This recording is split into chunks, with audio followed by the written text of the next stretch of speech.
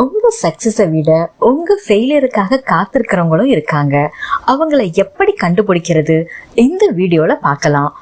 இதை நீங்க நோட்டீஸ் பண்ணிருக்கீங்களா? ஒருத்தர் உங்க முன்னாடி சிரிச்சு முகத்தோட இருப்பாங்க. ஆனா நீங்க ஒரு நல்ல விஷயம் ஷேர் பண்ணும்போது அவங்களோட எனர்ஜி கொஞ்சம் மாறிடும். அல்லது நீங்க ஸ்ட்ரகிள் பண்ணும்போது எதிர்பாராத விதமா ஒரு டிஸ்டன்ஸ் கீப் அப் பண்ணுவாங்க. அந்த ஒரு நிமிஷம் உங்க மனசுக்குள்ள ஒரு கேள்வி வரும், ஏன் இப்படி நடக்குது? அதுதான் மறைமுக பொறாமை. சரி, இந்த மறைமுக பொறாமைய எப்படி ஐடென்டிஃபை பண்றது? இன்னைக்கு நம்ம ஒரு 5 முக்கிய அறிகுறிகளை பத்தி பார்க்க போறோம். இதுல ஃபர்ஸ்ட் இருக்க 4 அறிகுறிகள் வெளிப்புற நடத்தை வச்சு தெரிஞ்சுக்கலாம். ஆனா 5வது ரொம்ப ஆழமானது, வெளியெல்லாம் தெரியாது. வாங்க அந்த முதல் 4 வெளிப்படையான அறிகுறிகளை இப்ப பார்க்கலாம். First sign. இப்போ உங்க வாழ்க்கையில ஒரு பெரிய வெற்றியோ இல்ல ஒரு புது முயற்சியோ எடுக்கிறீங்கன்னு வச்சுப்போம். நீங்க ரொம்ப உற்சாகமா சொல்வீங்க. ஆனா முன்னாடி இருந்தவங்களால அந்த சந்தோஷத்துல முழுசா பங்கெடுக்க முடியாது. அவங்க அமைதியா இருக்கலாம் அல்லது வேற டாபிக் பத்தி பேசலாம். வேதாகமம் சொல்லுது, சந்தோஷப்படுகிறவர்களுடனே சந்தோஷப்படுங்கள், அழுகிறவர்களுடனே அழுங்கள். இந்த பொறாமை இருக்கிறவங்களால மத்தவங்களோட சந்தோஷத்துல முழுசா சந்தோஷப்பட முடியாது. சைன் 2. நீங்க ஒரு புது முயற்சி எடுத்து வாழ்க்கையில முன்னுக்கு வரீங்க. ஆனா அவங்க அந்த வெற்றிய இது ரொம்ப பெரிய விஷயம்லாம் இல்ல அப்படின்னு ரொம்ப சாதாரணமா சொல்லிட்டு போயிருவாங்க. அவங்க பார்வை எப்படி இருக்கும்னா, நாம இவ்வளவு கஷ்டப்படுறோம் ஆனா இவனுக்கு எல்லாம் ஈஸியா கிடைக்குது அப்படின்னு நினைப்பாங்க. இததான் பைபிள்ல யாக்கோபுல எச்சரிக்குது, பொறாமையும் சச்சரவும் இருக்கிற இடத்தில் கலகமும் சகல துர்ச்செய்களும் இருக்கும். சைன் 3.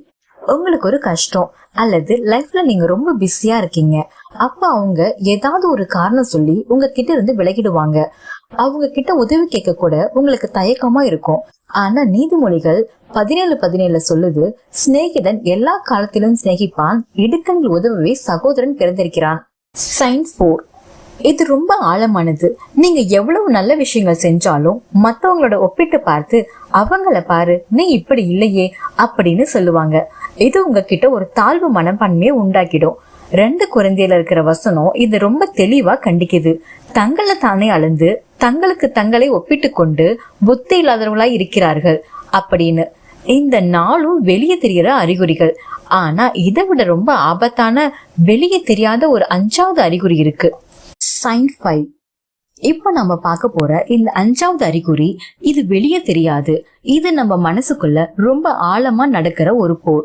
இந்த பொறாம குணம் இருக்கிற ஒருத்தரோட மூளை எப்படி வேலை செய்யும் தெரியுமா? உங்களுக்கு ஒருத்தர் ரொம்ப நல்ல விஷயங்கள் செஞ்சிருக்கலாம். ஆனா அவங்க ஏதாவது ஒரு சின்ன தப்பு பண்ணிருக்கலாம். அந்த தப்பை மட்டும் அவங்க மனசு திரும்ப திரும்ப நினைவுக்கு கொண்டு வரும். நீ அந்த வருஷம் அப்படி செஞ்ச, நீ அப்ப அப்படி பேசின தெரியுமா? இப்படி பழைய தப்புகளை குத்தி காட்டும். அவங்க செஞ்ச எல்லா நல்ல விஷயங்களும் மறைஞ்சு போயிரும். ஆனா வேதாகமம் என்ன சொல்லுது பாருங்க, 1 கொரிந்தியர்ல, அன்பு தீங்கு நினையாது. ஆனா பொறாம இருக்கிற இடத்துல அன்பு இருக்காது, பழைய கசப்புகள் மட்டும்தான் இருக்கும். இதுதான் அந்த மிக ஆபத்தான 5வது அறிகுறி. நாம நம்மையே செக் பண்ண வேண்டிய மிக முக்கியமான பாயிண்ட் இது. சரி, இந்த அறிகுறிகளை பார்த்தோம். இப்ப இந்த பிரச்சனைக்கு வேதாகமத்துல என்ன தீர்வு சொல்றாங்க, என்ன எச்சரிக்கை தருதுன்னு பார்க்கலாம். இங்க 3 முக்கிய உண்மைகள் இருக்கு. ஃபர்ஸ்ட், குழப்பமும் தீமையும். முதல்ல இந்த பொறாம குணத்தை அப்படியே வச்சுக்கிட்டோம்னா அது நம்ம மனசையும் நம்ம உறவுகளையும் முழுசா கெடுத்துடும். பொறாமையும் சச்சரவும் இருக்கிற இடத்துல குழப்பமும் சகல தீய செயல்களும் தான் இருக்குன்னு யாக்கோபு திரும்பவும் உறுதிப்படுத்துது. இது நம்ம நிம்மதிய முழுசா கெடுத்துடும். உண்மையான அன்பு. தீர்வு என்ன? 2வதா, உண்மையான அன்பு தான் தீர்வு. உண்மையான அன்பு ஒருபோதும் தீமையை நினைவுல வச்சுக்காது. மத்தவங்களை மன்னிக்கவும் அவங்க வெற்றியை மனதார கொண்டாடவும் அன்பு மட்டும்தான் உதவும்.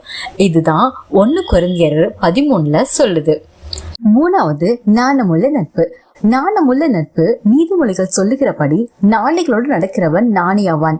நல்லவர்களோடு நடந்தால் வாழ்க்கை ஆசீர்வதிக்கப்படும். அதாவது உங்களை ஆதரிக்கிற, உங்க வெற்றியை பாராட்டுகிற, உண்மையான அன்பு காட்டுகிற நபர்களோடு நீங்க நட்பு வச்சுக்கணும். அது உங்க வாழ்க்கைய ஆசீர்வதிக்கும்.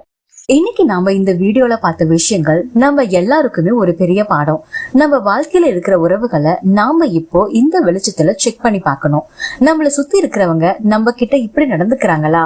அதையும் தாண்டி முக்கியமா நாம நம்மையே கேட்டுக்க வேண்டிய விஷயம் என்னன்னா, நமக்குள்ள இந்த மறைமுக பொறாமை இருக்கா? நம்ம யாரையாவது பார்த்து மனசுக்குள்ள இப்படி நினைக்கிறோமா? அப்படி இருந்தா அது நம்ம இன்னர் ஸ்ட்ரென்த்தையும் நம்ம ஆவிக்குரிய வாழ்க்கையும் அழிச்சிடும். என்னைக்கு முடிவெடுப்போம் அந்த கசப்பான பொறாம குணத்தை விட்டுட்டு மத்தவங்களை மனதார அன்பு செய்யவும் பாராட்டவும் நல்ல நண்பர்களாக இருக்கவும் முயற்சி செய்வோம். உண்மையான அன்பு மட்டும்தான் இந்த உலகத்தை மாத்த முடியும், நம்மளையும் மாத்த முடியும். இந்த வீடியோ உங்களுக்கு பிரயோஜனமா இருந்திருக்குன்னு நம்புறேன்.